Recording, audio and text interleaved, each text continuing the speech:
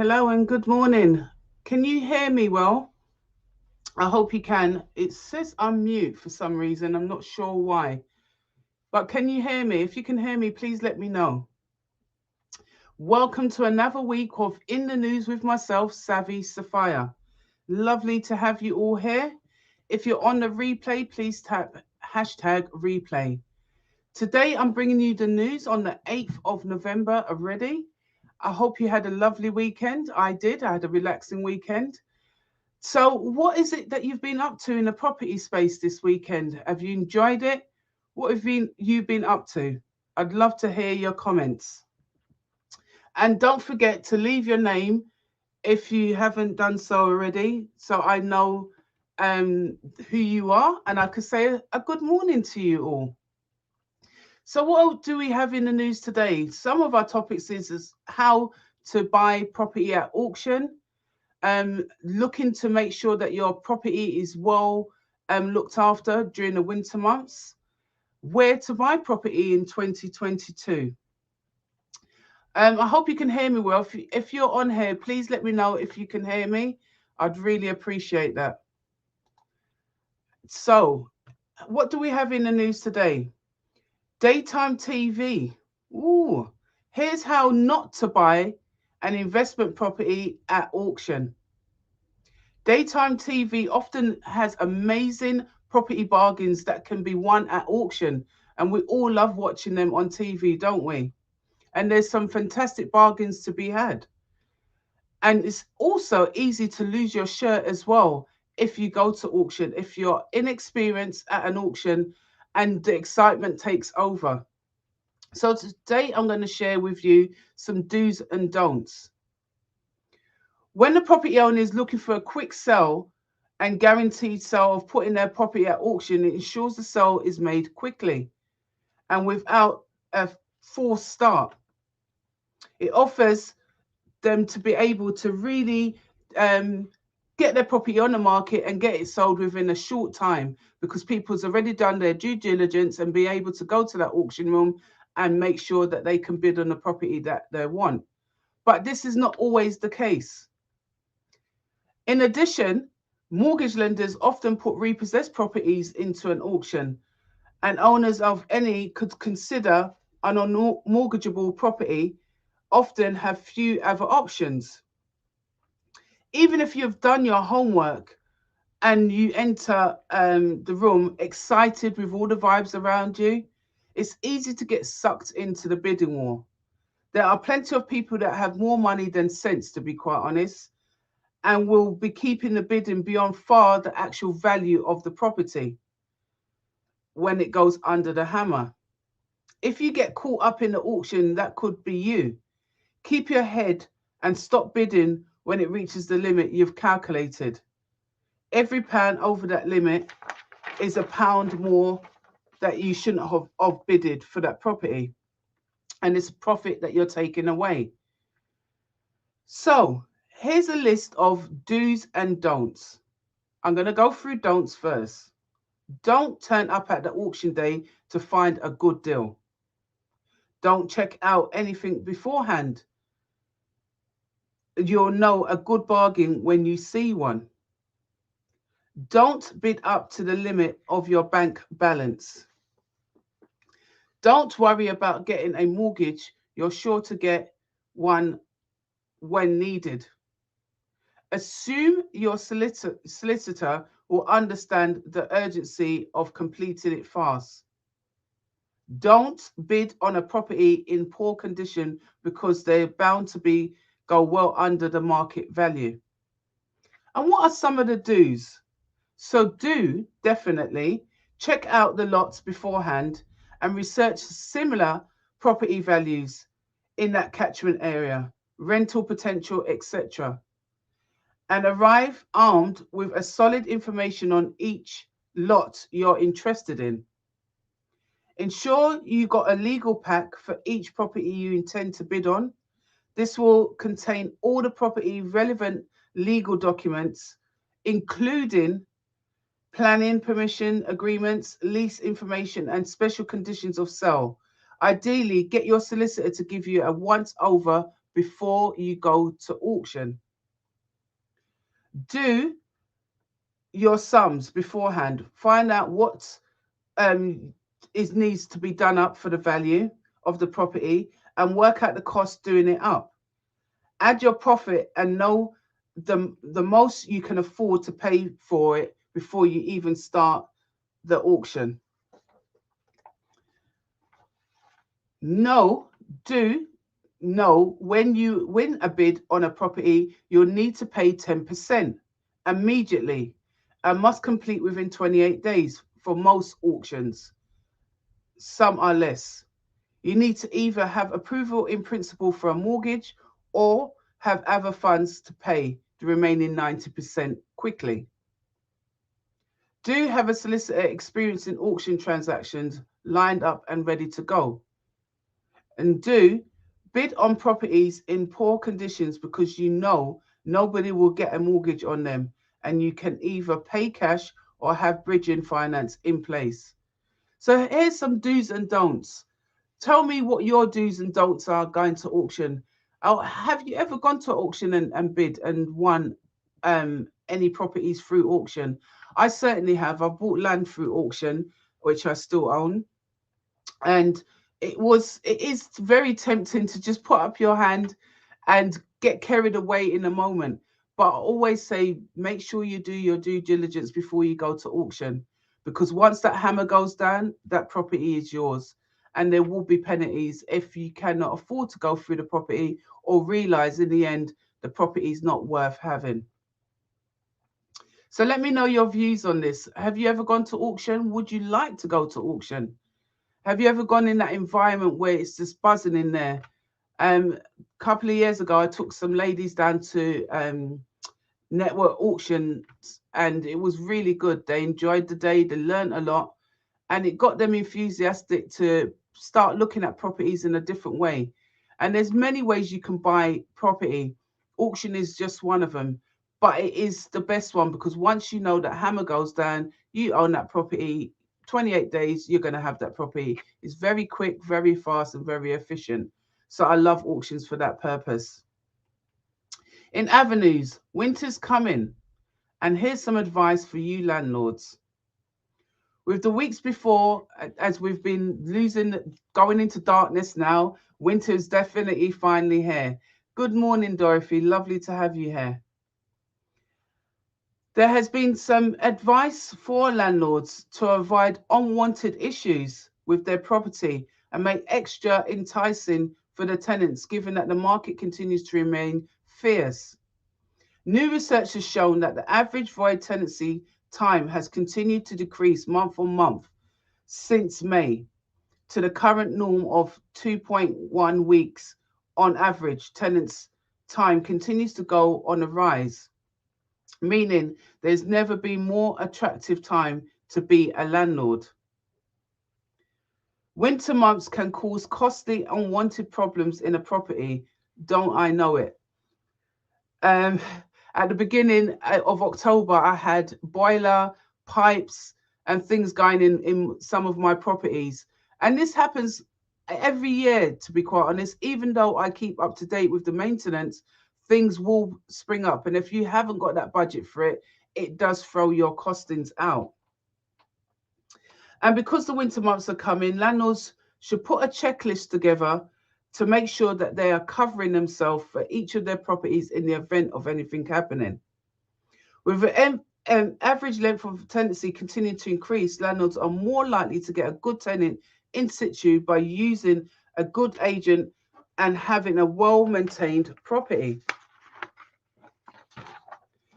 So here are some of the tips that Maxine's tips for landlords. For inside, a warm home is a happy one. Landlords can limit expensive and keep their tenants warm in winter. And they can do this by bleeding the radiators. This is simple yet an effective way that can sometimes be overlooked. And these keys, if you go to B&Q or Wix or anywhere like that, you're able to get a key that goes into the side of the radiator. You twist it and either steam will come out or drips of water, and then you close it back up, and that gives it a more efficient use of your radiators. Servicing your boiler. Each landlord should have a service contract, and keeping on top of the service is far cheaper in the long run compared to calling out a call out fee for a busy engineer for urgent repairs. Limiting droughts in a property, sealing where you can, the doors, the windows can also save money during the winter. Check for droughts around the edges of the window frame, under the doors, and around the letterbox. Installate your loft. Loft installation could make a big difference when it comes to preserving heat in a property. If there is insulation, it is worth uh, checking it up to the standard. Lag the pipes. In order to keep pipes frost-free, landlords can wrap them in lagging, which is a nice and cheap, but can save a ton of money as well, and stopping the pipes from freezing and avoid bursting. And if you don't understand what I'm saying when I'm saying lagging, it's like a wool that goes around the pipes, and this, or you can get this polystyrene kind of type one as well, that goes around the pipes, and it will prevent it from freezing and bursting.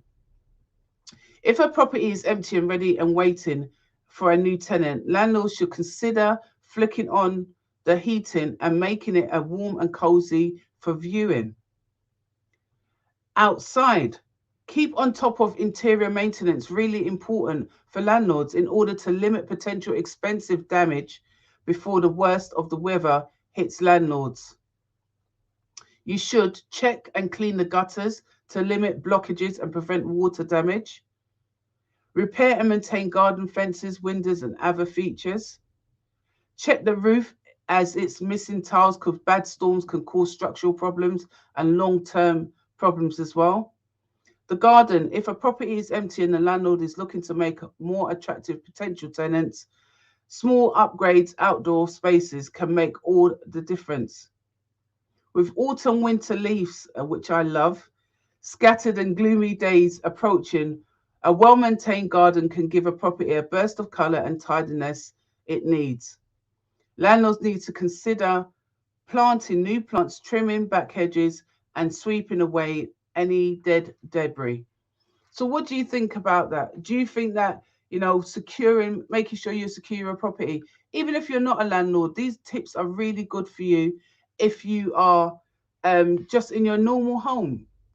Get to know what you need to do in your normal home as well. In avenues, vacant properties research under the countries which have the most empty properties. Now, I put this piece in just simply to highlight that there is empty properties out there. England currently ranks at 20th place in the research, and Japan ranks first for the country of the highest number of empty properties, with a shocking 13.6 homes in the country remaining unused and desolate. Hefty tax prices could be the reason for this high number of empty properties across Japan, according to Japan Property Central. If the property is a second home or rented out, the tax rate is 2% of the fixed asset value. As a result, a second home tax may steer Japanese citizens away from the idea of inheriting any relative properties. You learn things differently in the news, don't you? There's different taxes to be paid on properties when it's left empty as well. Cyprus ranks the second country with the highest number of empty properties.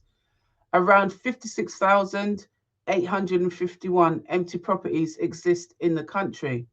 This accounts for 1 in 8 homes in a Mediterranean island. The research shows that many of the empty homes that they are. The research also uncovered that although Japan had the highest percentage of empty homes, it could be rehomed its homeless population the quickest. This is because in comparison to the overall population, and 126 million, only 3,992 are homeless, meaning that's just 0.05% of its empty homes would be needed to house every homeless person in the country. Well, that's good news. I just hope they can do that as well. We have a comment here. Is it worth service contracts such as British Gas? I have always had contracts with my service. Direct Line is one of them. Domestic and General is another one, to cover servicing my boilers, making sure I'm covered for pipe work as well.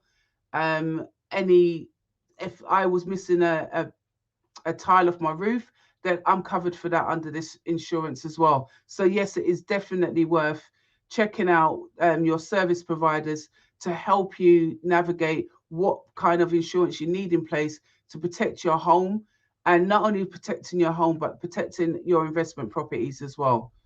Thanks for your question, Lorraine, and good morning to you. Welcome. So here's the ranks of the most empty properties. So we've got number 1, Japan; 2, Cyprus; 3, Hungary; 4, United States; 5, Brazil; 6, Finland; 7, Chile; 8, Slovenia; 9, Australia; and 10, Ireland. These are all vacant homes that they have there. And I always say there's always an investment you can make, excuse me, in empty homes as well. Have you ever thought of looking at empty homes and approaching the owner and saying we could take over your empty home? This is another lucrative way of investing in property, and not a lot of people do it. So look to do it. I have done it myself and have come up trumps with it before. In avenues, poor rental conditions trigger mental health issues claim. A property company claims that 14% of renters are so distressed by their living situations they believe it's causing them symptoms of depression. Way Home says this has increased by more than half since before the pandemic.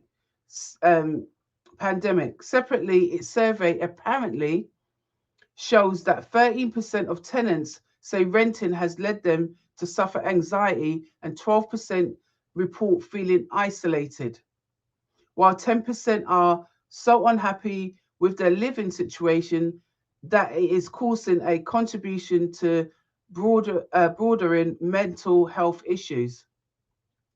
This is more than twice as common in renters than homeowners, where only 5% report an impact on their mental health.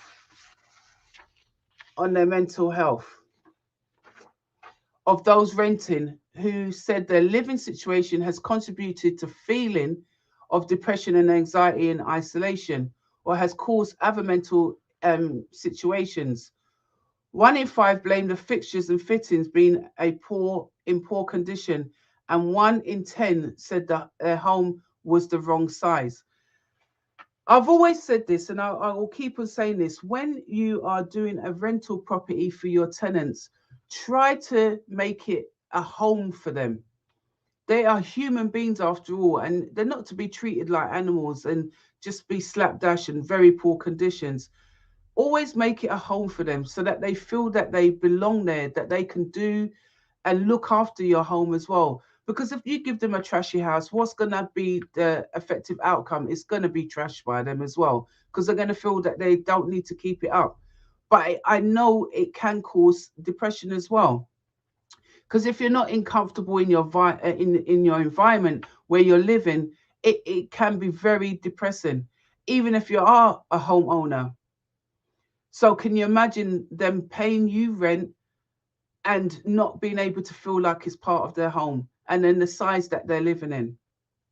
Some 32% said their home wasn't close enough to their friends and family. 15% don't feel safe in the local area, and 12% claim to be far from any local amenities.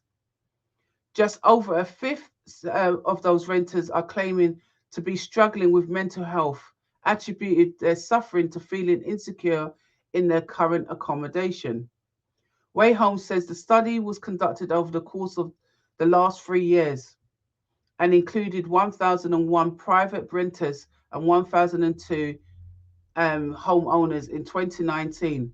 and 1,000 private renters and 1,175 homeowners in 2021. Nigel, chief executive of Way Homes, states there are some players in the property market who are ecstatic about the heat of the market over the last year, but they do a disservice to our industry. I agree. The UK is facing an affordability crisis with people trapped in vigorous renting cycles.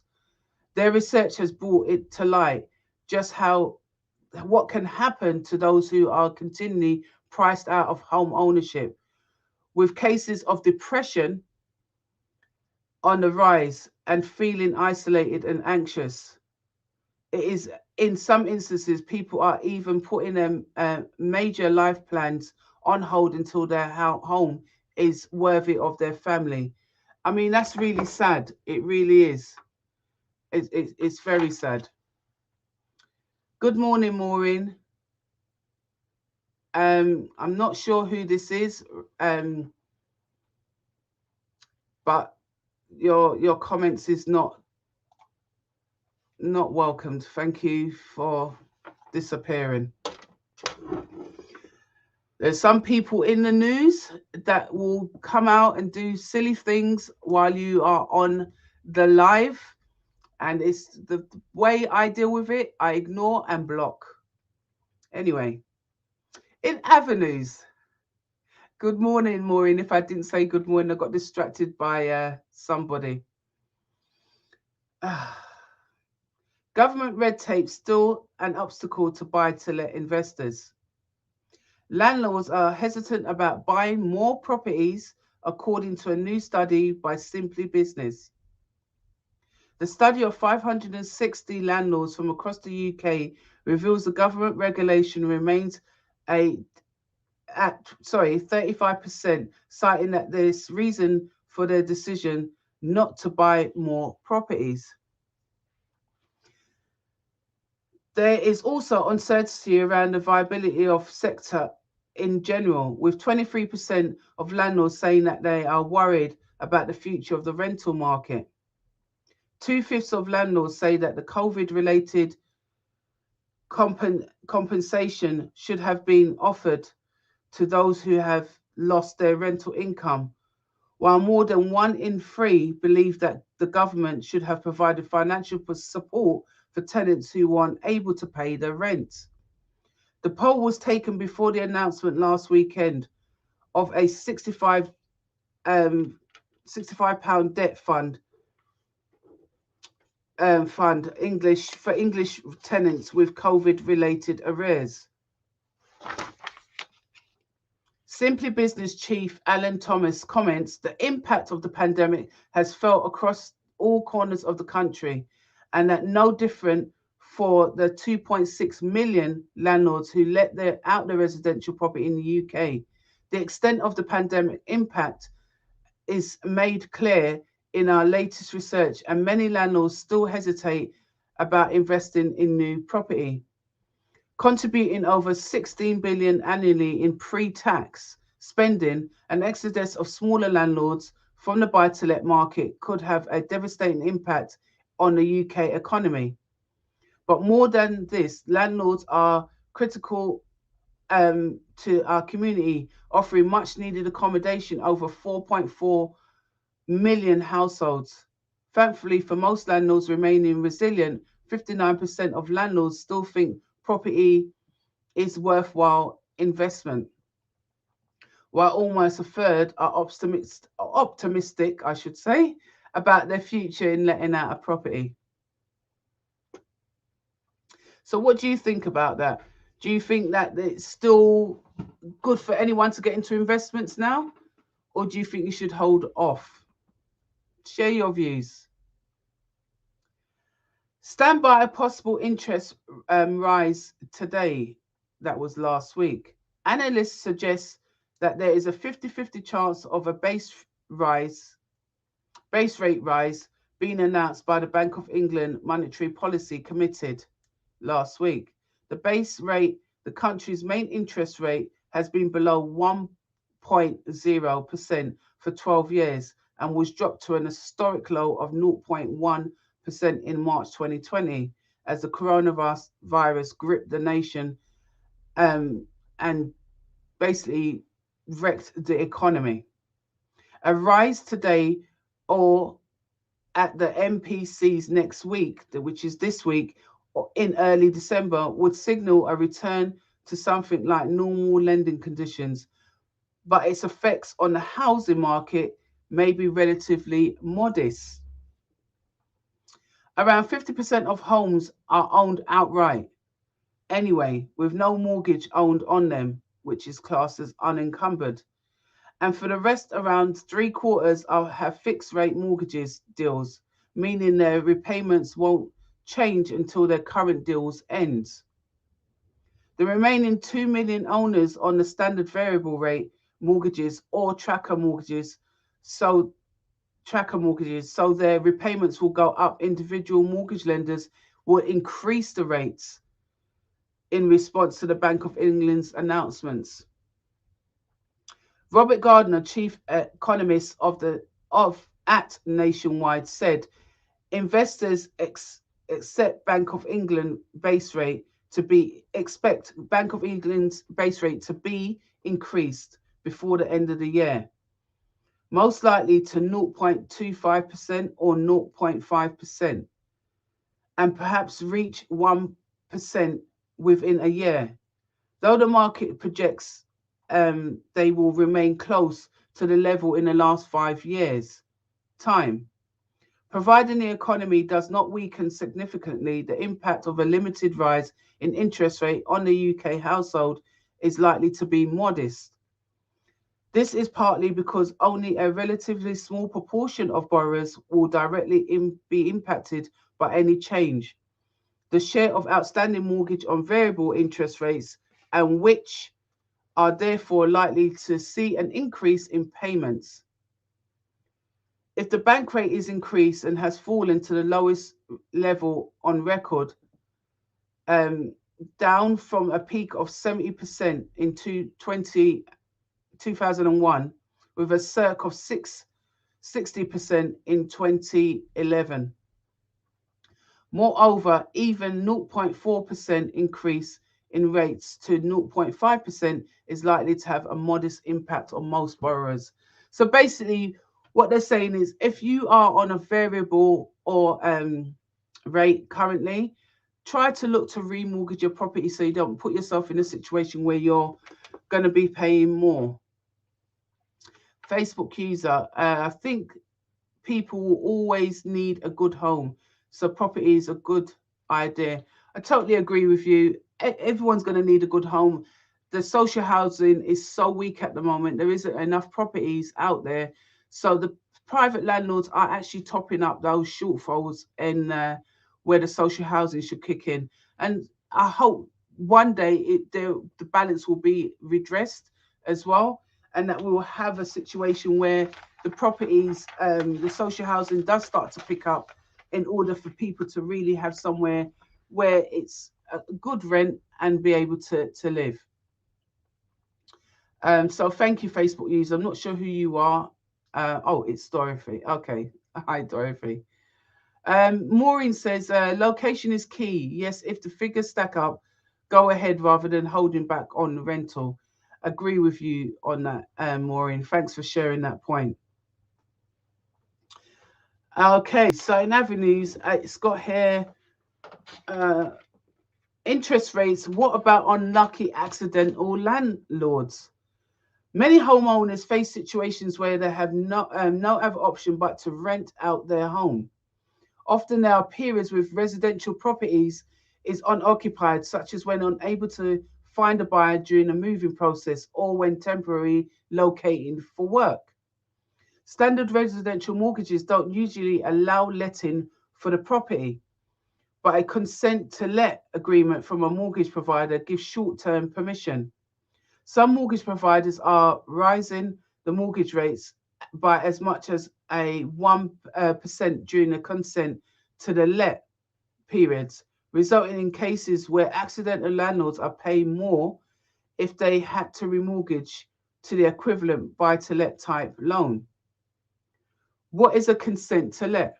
A consent to let is agreement, also known as permission to let, alters the condition of the standard residential mortgage to a temporary permit to let the property. And this is always a good idea to contact your lenders if you are transitioning from one home to the other and need to let out your property temporarily.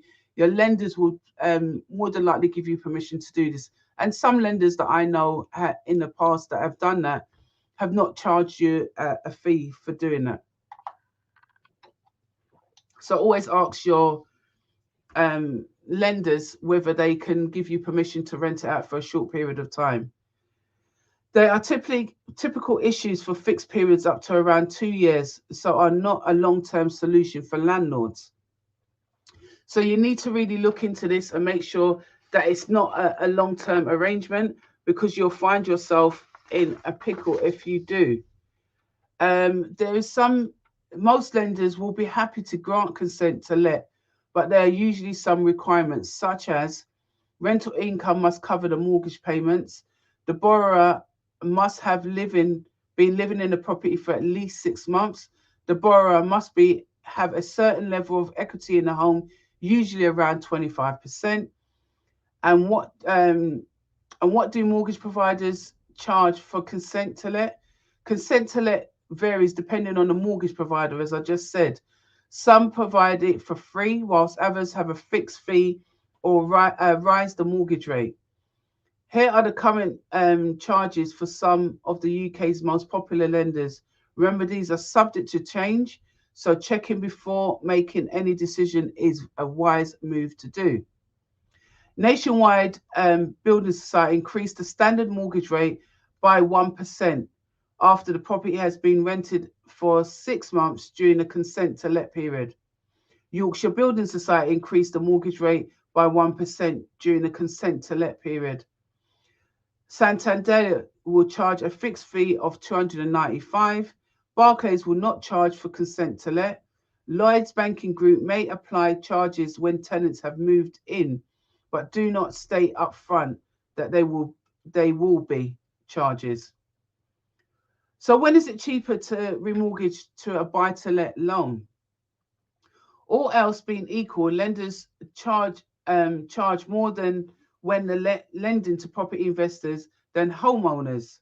This is because the different risk involved. An investor would expect tenants to cover the mortgage payments, whereas a homeowner will make the payments with their salary, for example. Although borrowers can expect to pay more interest when shopping for a buy-to-let mortgage over the residential equivalent, the difference is absolute percent can be quite small, particularly when the loan size is small relative to the property value, low loan to value. If a current residential mortgage rate plus consent is let charges in lower than the equivalent buy-to-let rate, then the consent is likely to be a cheaper option. So what do you think of that? Do you think that if you had a property and you needed to move out, would you go the route of getting permission to let out your property and pay a fee on top of it? Okay. In avenues, should property investors lock in interest rates now? This goes on from our previous news as well.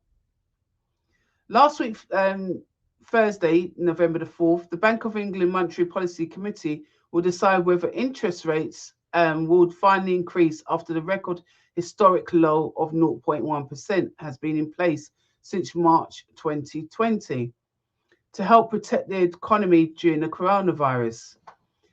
But however, it is clear that these rates, even though could potentially go up, do you have a facility that in the event that they do go up, that you can cover these interest rates? Locking in interest rates at this time is going to be good. If you're on a fixed rate, and always say, try and move around your mortgages if you can to lock in a fixed rate for yourself. But I always say, go to a finance advisor to get the right advice on this, to locking in that interest rate. What you don't want to be left with is something that doesn't resemble what you would like to pay for your property. So always make sure that you get some financial advice from a finance broker, and they were able to advise you what's the best route to go for your properties. So here's a different thing that I thought was interesting. Investors, where are building scams most common and how can you avoid them? Now, you'd think that we've got to a year or a time where there shouldn't be any more scams going on, but I think it's even more prevalent nowadays. As a property investor, you're more likely to require building work at some point, whether you are flipping a property, investing for a long term, or operating a buy-to-let as a buy-to-let investor. But there are, unfortunately, rogue operators out there who are more willing to scam people out of their money. Now, new research from Close to Order has revealed the areas across the UK that have fallen foul of rogue builders and scams, and has often offered some top tips on how to avoid them. Analyst figures from the Citizen Advice Consumer Advice Trends in Northwest was revealed to be the local authority dealing with the most complaints around possible scams. Here's the top areas with the most building scams complaints are laid out for you as I read them. Ray, local authority, Ray, Northwest, 206 complaints. Blackpool, Northwest, 236. Isle of Anglesey, Wales, 117. South Tyneside, Northeast, 224. Stockport, Northwest, 414. Borough-in-Furness, 92. Convey, Wales, 161. Northport, Talbot, Wales, 196. Broxton, 155, and Bridgend, 196. Now, the regions with the most building scams complaints are Wales, East Midlands, Northwest, West Midlands, Yorkshire and Humber, Northeast, and East and Southeast. Now, when you're looking at these figures, or I'm reading these figures to you, you need to be aware of how to avoid it. So here's some tips for you. The research found that two areas of the highest proportion of complaints per population were both located right next to each other. Ray and Blackpool, the North West, also finds itself on top of three regions when it comes to building scam complaints. On a regional level, Wales was found to be the regions with the highest proportion of complaints at a regional level, while London had comfortably the lowest case per 100,000 people. So how could investors avoid being scammed? And this is where I really emphasize this. Never pay in full upfront. If a builder or tradesman asks you to pay for the full job, even a significant portion, before starting any work, alarm bells should be ringing.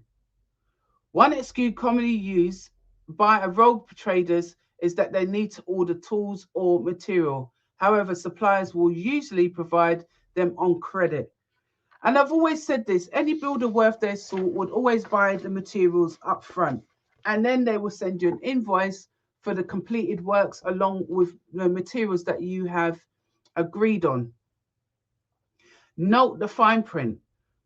When you agree on any work to be done on your house, make sure everything is fully transparent and clear, making expectations clear from the start, as well as making it clear that all works will be done to cover in the price and will not stop at extras down the pipeline. Don't book on the spot. If someone comes to your door offering a deal that seems too good to be true, which there always often are, it probably is. Many rogue traders like to use the common excuse of having materials left over from a job and not wanting to lose them. These circumstances, however, unusually lead to a price for the job escalating rapidly. Now, I had this guy come around and knock my door the other day, which really annoyed me because I was in the middle of work. And to just say, oh, we're doing some work on your road, and would you like any work done on the front of your house? My front of my house is already done. And if you couldn't see that, then I don't know what he was looking at. And it just goes to show that they will knock your door, and try to prevent opening your door to people like that as well, because you don't know who they are, and you don't know what they're coming around there to look at. So I just politely said no and closed my door back again. But you will find a lot of people will knock your door, push leaflets through, says we're working on your road. Can we come in and do some work? And if you're a vulnerable adult as well, or a mature person, you might let them in because you might have some guttering work. I just talked about how to look after your home during the winter months. You might have some guttering work that you need taken care of. Now, this could be really dangerous thing. So I always say phone up 3 builders from places like Checker Trade that actually checks out the builders for you as well. Make sure you either go by recommendations, people that you know, and go through that process rather than just plucking out someone and never take the first quote. Always go and get other quotes and look at who the people that you're going to be working with, and ask the key questions about the materials and any costs going up front. So make sure you do that. In avenues, the hottest properties to investment strategies for 2022. So in our last part of our news, we're going to look at the hottest properties for you to invest in 2022.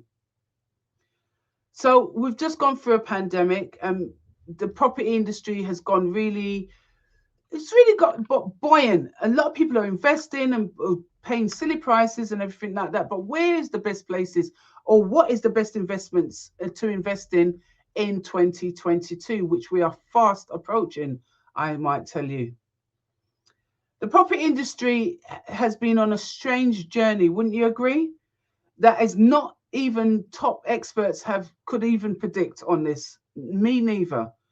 The initial anticipation for house prices crash has never materialized, with the introduction of stamp duty holidays contributing to 8% year-on-year house prices increase. Some buyers are able to save up to $15,000 in stamp duty, ensuring that the property market has stayed strong throughout the pandemic.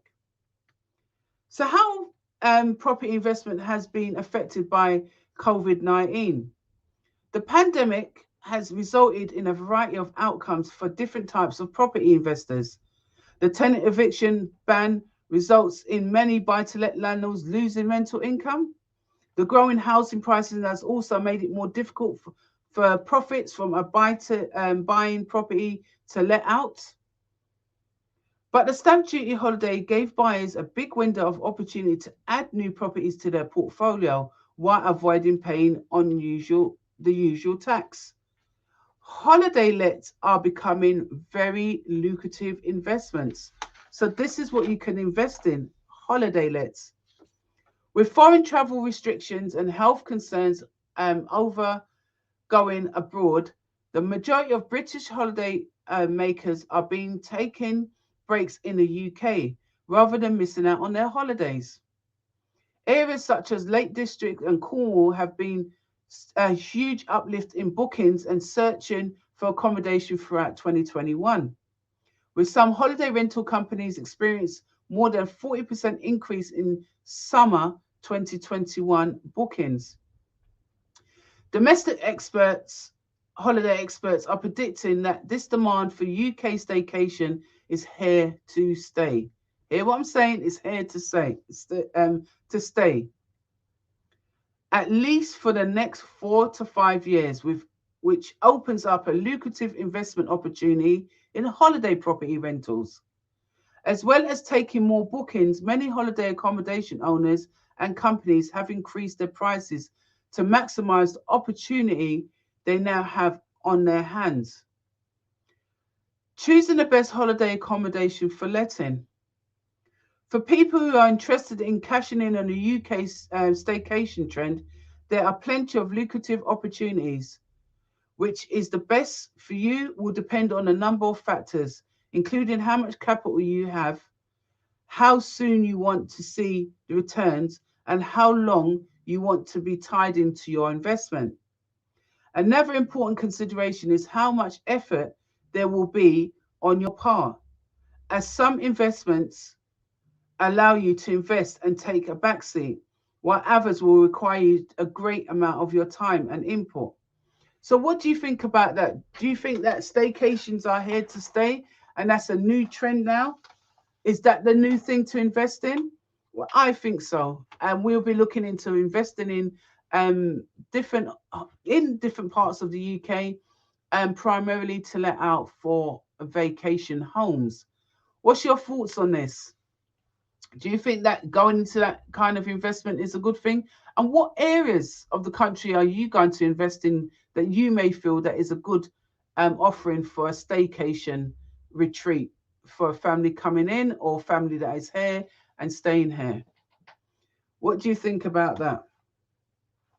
I like bringing you different news items each week and I like sharing different things with you. If you have any questions, if you have any suggestions or bigger topics that you'd like me to do, or you want me to do it in the news exclusive with different, I could do a whole ream on investing in property.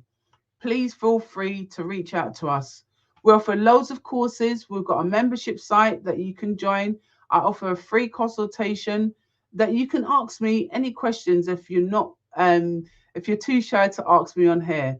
I'll be willing to have that conversation with you. So feel free to reach out. As you can see, our contact details are below.